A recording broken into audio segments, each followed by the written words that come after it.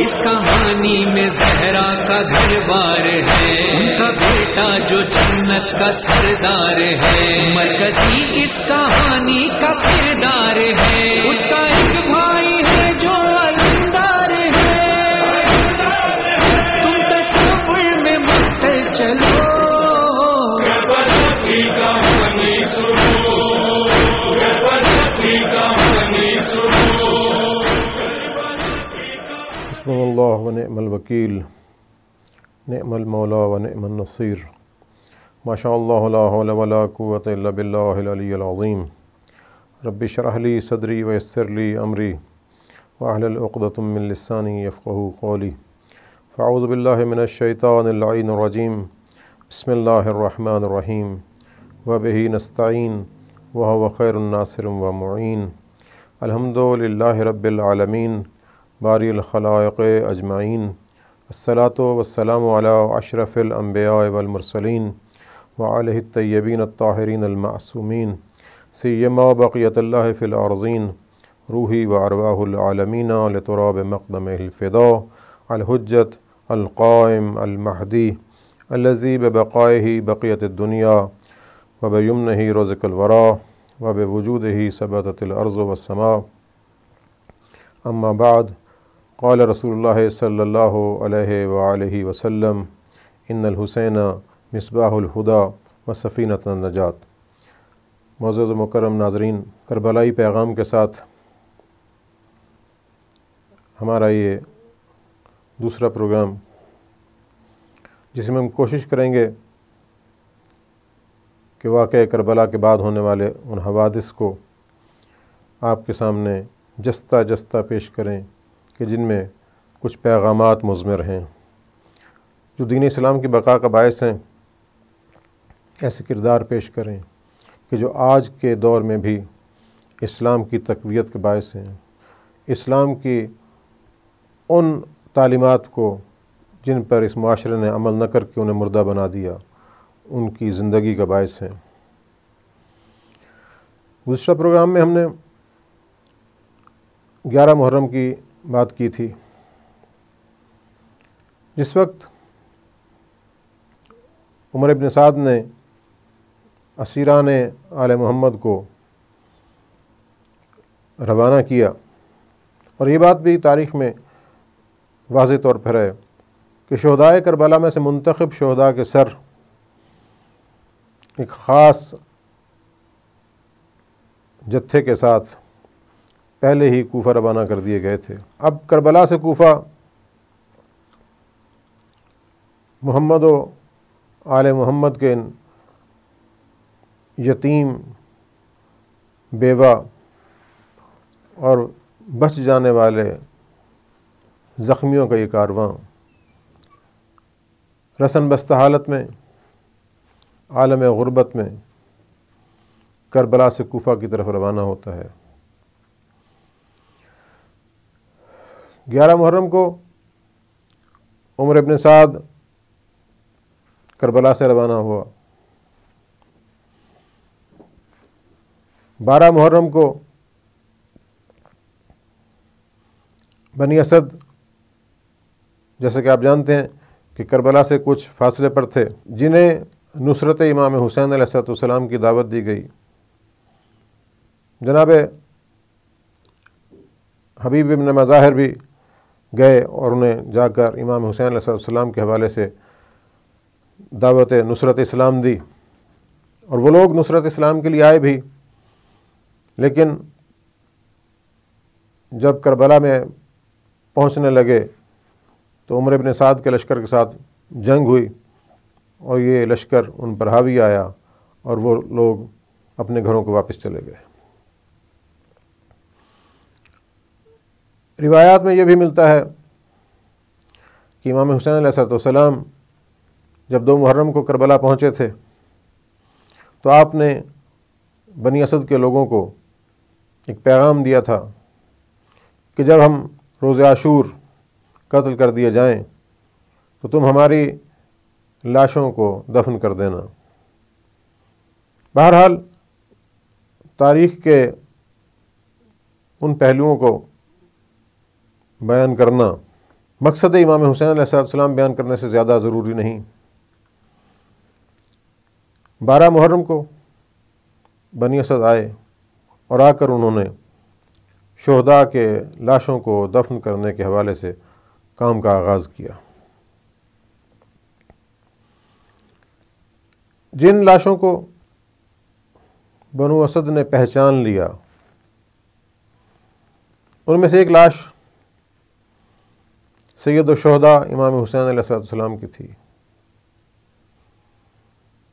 ایک لاش قمر بنی ہاشم حضرت عباس ابن علی کی تھی کہ جو دریا کی ترائی میں تھی، ایک لاش 6 ماہ کے بچے کی تھی، اور ایک لاش سیاہ حبشی غلام کی تھی۔ بہت سے شہداء کو دفن کیا، لیکن جس وقت سید الشہداء کی لاش کو دفن کرنے لگے تو یہ مقدس لاشا ان سے نہ اٹھ سکا۔ تاریخ میں یہ بات ثبت ہے، اور دینی اعتبار سے بھی یہ بات واضح ہے کہ امام کو امام ہی دفن کریں گے۔ تو ہمیں تاریخ میں ملتا ہے کہ حضرت امام علی ابن الحسین زین العابدین علیہ الصلاۃ والسلام باعجاز امامت کربلا پہنچے 13 محرم کی رات کو، اور آ کے ان شہداء کے لاشوں کو دفن کرنا شروع کیا۔ بنو اسد نے کہا کہ ہمارے آقا، ان شہداء میں ایک ایسی لاش تھی کہ جو ایک حبشی غلام کی لاش تھی، لیکن اس کے جسم کی خاصیت تھی کہ اس کے جسم سے بہترین خوشبو آ رہی تھی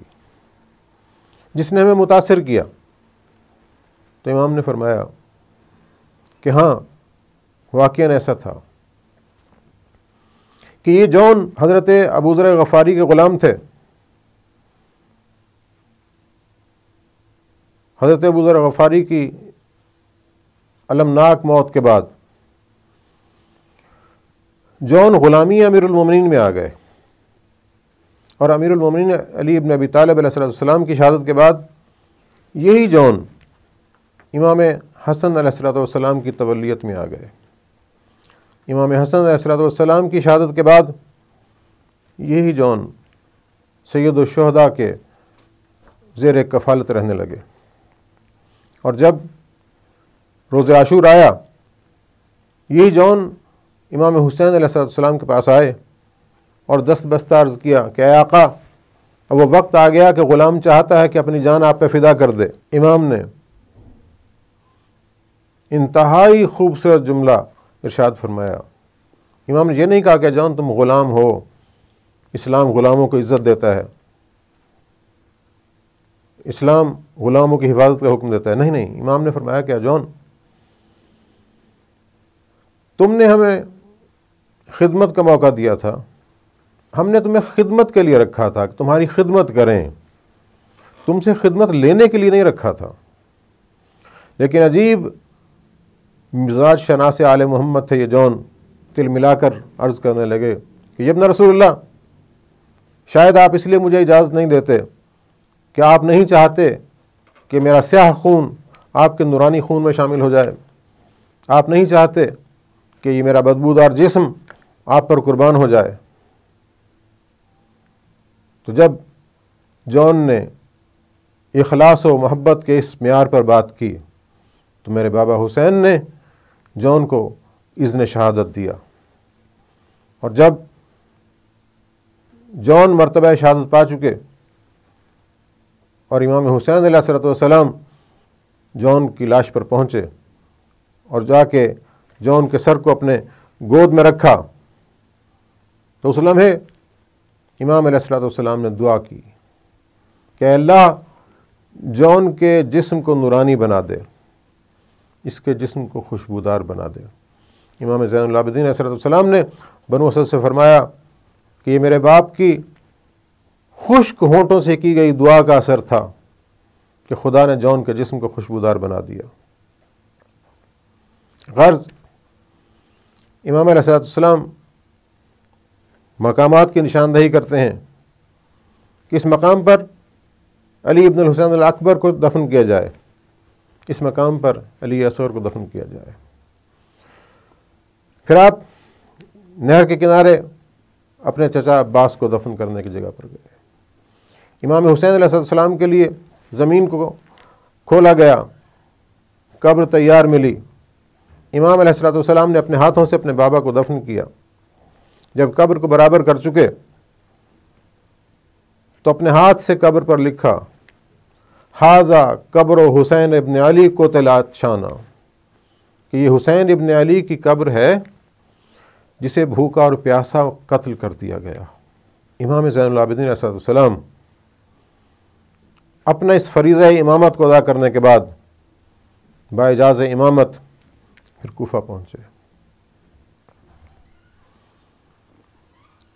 اسرائے آل محمد،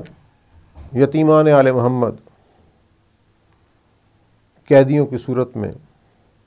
شہر کوفہ میں داخل کیے گئے۔ شہر کوفہ کے باسیوں کو خاص طور پر حکم دیا گیا تھا کہ اپنے آپ کو آمادہ و تیار کرو کہ حاکم کے دشمن قیدی بنا کر لائے جا رہے ہیں۔ ہاں، یہی وہ کوفہ تھا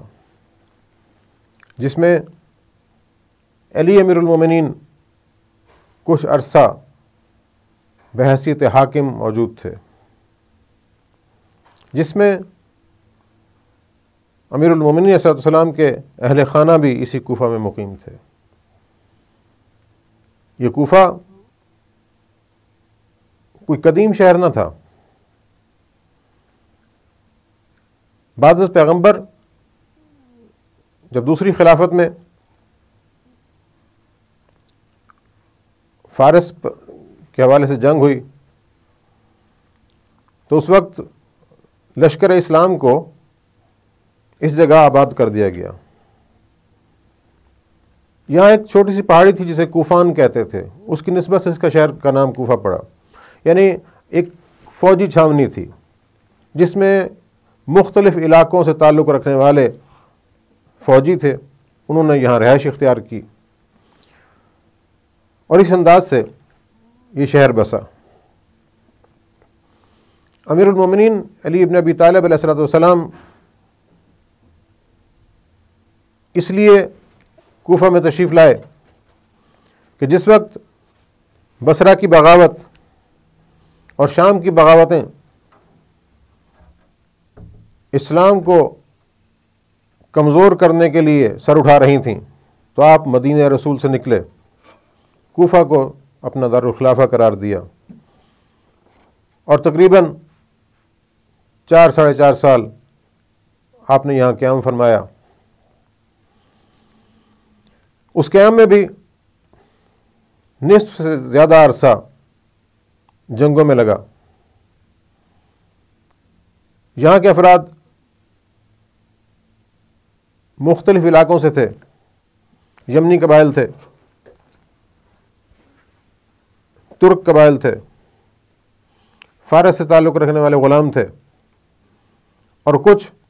حجاز سے تعلق رکھنے والے تھے۔ مذہبی اعتبار سے بھی یہ کوفہ فقط مسلمانوں کی آبادی نہ تھا، اس میں یہودی بھی تھے، اس میں عیسائی بھی تھے، اس میں مسلمان بھی تھے۔ بڑی واضح حقیقت ہے کہ امیر المومنین علیہ السلام کو خلافت ملنے سے پہلے اس کوفہ کے رہنے والوں کو ذات مقدس علی ابن ابی طالب علیہ السلام سے کوئی عقیدت نہ تھی، کوئی تعارف نہ تھا۔ ان 4 سال کے مختصر سے عرصے میں انہیں وقت ملا کہ امیر المومنین صلی اللہ علیہ وسلم کی قدسی ذات کو سراپا عکس پیغمبر ذات کو قریب سے دیکھیں، بس اس عرصے میں یہ لوگ امیر المومنین صلی اللہ علیہ وسلم سے متاثر ہوئے اور آپ کے حبدار بن گئے۔ کچھ لوگ ایسے تھے کہ جو آپ کو منصوص من اللہ جانشین پیغمبر اور امام وقت جانتے تھے، جن کی تعداد بہت قلیل تھی۔ کچھ ایسے تھے کہ جو آپ کو چوتھا خلیفہ اور ایک عادل انسان مانتے تھے۔ کچھ ایسے لوگ تھے کہ جو آپ کی سخاوت، غربا پروری اور عوام کا خیال رکھنے والا انسان اور ایک اچھا حکمران سمجھتے تھے۔ غرض اگر جب کبھی وقت ملا تو کوفہ کے بارے میں تحقیقی طور پر بات ہوگی۔ مختلف قسم کے افراد کا مجموعہ تھا یہ کوفہ، لیکن اجتماعی طور پر کوفہ کا منظر یہ تھا کہ امیر المومنین علی بن ابی طالب علیہ السلام کو ایک اچھا حکمران سمجھتے تھے۔ جیسا کہ آپ جانتے ہیں کہ فوجی آبادیاں جہاں مختلف علاقوں سے لوگ ہوتے ہیں، وہ چھاونی ان کا وطن نہیں ہوتی، وہاں سے ان کے مفادات بھی وابستہ نہیں ہوتے، اور ہر حکمران کے زیر تسلط چلنا ان کی عادت میں شامل ہوتا ہے۔ یہ بھی ایک وجہ تھی کہ کوفہ کے لوگ جو بھی حکمران ہوتا تھا اس کے ساتھ چلتے تھے۔ لیکن جب یہ آل محمد کے قیدی کوفہ میں آئے تو ایک منظر ہم نے دیکھا کہ کوفہ شہر میں حکمران وقت نے اپنے رعب اور دبدبے کو، اپنی تمکنت کو، اپنی رعونت اور فرعونیت کو ہر کسی پر واضح کرنے کے لیے اور اپنا تابع فرمان بنانے کے لیے شہر کو سجانے کا حکم دیا، اور کہا کہ کوئی بھی فرد اپنے گھر میں نہ رہے، تمام افراد باہر آئیں اور دیکھیں کہ حکمران کے باغی فرد کے ساتھ کیا سلوک کیا گیا۔ ابن زیاد جیسا سفاک شخص کوفہ کا حکمران تھا۔ اب یہاں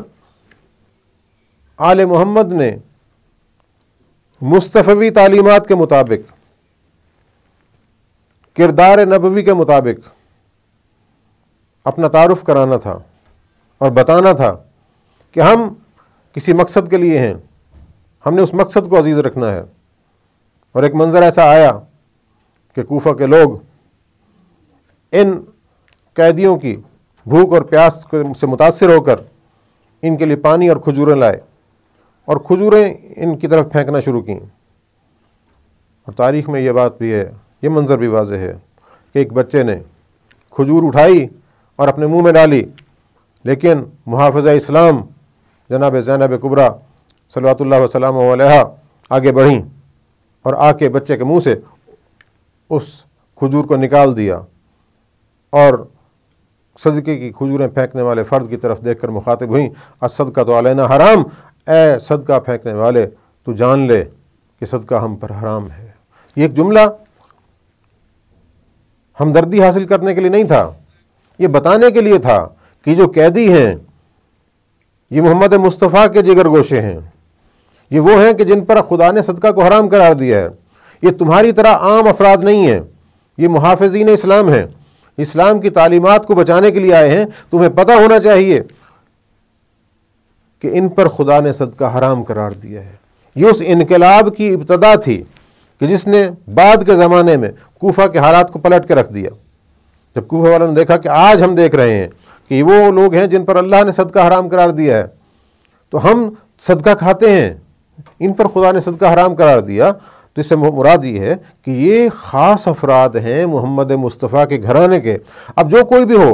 جو جب کلمہ اسلام پڑھتا ہے کہ لا الہ الا اللہ محمد رسول اللہ پڑھتا ہے، جب یہ گواہی دیتا ہے کہ محمد مصطفیٰ صلی اللہ علیہ وآلہ وسلم اللہ کے رسول ہیں، تو پھر اس کے ذہن میں ایک جذبات کا طوفان اٹھتا ہے کہ اللہ کے رسول محمد مصطفیٰ کی آل یہ ہے، ان کے خانوادے کے افراد یہ ہیں کہ جو اس حالت میں بھی اسلام کی تعلیمات پر عمل کر رہے ہیں کہ صدقہ نہیں کھا رہے، حتیٰ کہ اپنے بھوکے بچوں کو بھی صدقے کی کھجور نہیں کھانے دے رہے۔ تو ان جیسے مقدس افراد کو، الہی تعلیمات کے امین افراد کو، جن حکمرانوں نے بے دردی کے ساتھ صحرائے کربلا میں قتل کر دیا، وہ کبھی بھی حق کے نمائندہ نہیں ہو سکتے۔ یہ فکر کی ابتدا تھی کہ جس کی پہلی اینٹ جناب زینب کبریٰ سلام اللہ علیہ نے ایک اسیر بچے کے منہ سے کھجور کی گٹھلی نکال کر رکھی اور یہ بتا دیا کہ دیکھو حکمران تم پر حق حکمرانی نہیں رکھتا، تمہارا حکمران فاسق و فاجر ہے، تمہارا حکمران اسلام سے کوئی تعلق نہیں رکھتا، اور تمہارے حکمران کی اطاعت ہم پر واجب نہیں ہے، اور ہم اس کے خلاف عالم بغاوت بلند کر کے اسلام کا دفاع کرنے والے ہیں۔ بالفاظ دیگر ایک دعوت تھی اہل کوفہ کے لیے، آؤ اور آ کے اسلام کا دفاع کرو، آؤ اور شناخت کرو کہ یہ سربریدہ لاش جو کربلا میں دفن ہو گئی، یہ سر مبارک جو نوک نیزہ پہ آج بھی سر بلند ہے، یہ اسلام کی فتح کا نشان ہے، یہ تم سے کچھ تقاضا کرتا ہے۔ اور ہم دیکھتے ہیں کہ تاریخ نے یہ لکھا کہ پھر بعد میں کوفہ میں جتنے بھی انقلابات آئے ان سب کی بنیاد انہی قیدیوں کے ان خطبات میں تھی، انہی قیدیوں کے اس کردار میں تھی، انہی قیدیوں کے اس رویوں پر استوار ہوئی جو کربلا کے بعد یہاں پیش آئے۔ انشاءاللہ آئندہ آنے والے پروگراموں میں ہم ان پر بھی بات کریں گے۔ دعا ہے کہ رب کریم ہمیں کربلا کے شہیدوں، کربلا کے اسیروں اور آل محمد علیہ السلام کے گھرانے کی پاک و پاکیزہ تعلیمات پر عمل کرنے کی توفیق عطا فرمائے۔